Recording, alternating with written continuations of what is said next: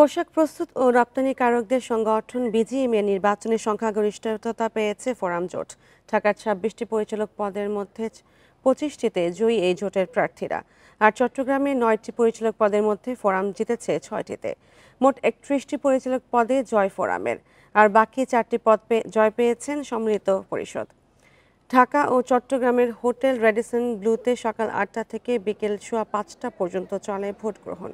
এবার ভোট যুদ্ধে লড়েন মোট ৭৬ জন প্রার্থী। ভোট দেন ১,৮৬৪ জন গার্মেন্টস মালিক।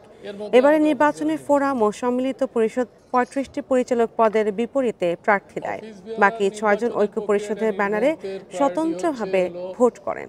এবারে নির্বাচনে প্যানেল লিডার হিসেবে ফোরাম জোটের নেতৃত্ব দেন রাইজিং ফ্যাশনস লিমিটেডের ব্যবস্থাপনা পরিচালক মাহমুদ হাসান খান।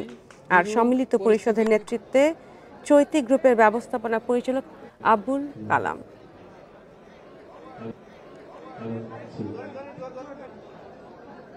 কোন নিত্য নতুন চ্যালেঞ্জ আসবে, যখন যে চ্যালেঞ্জ আসবে সেটা নিয়ে কাজ করব।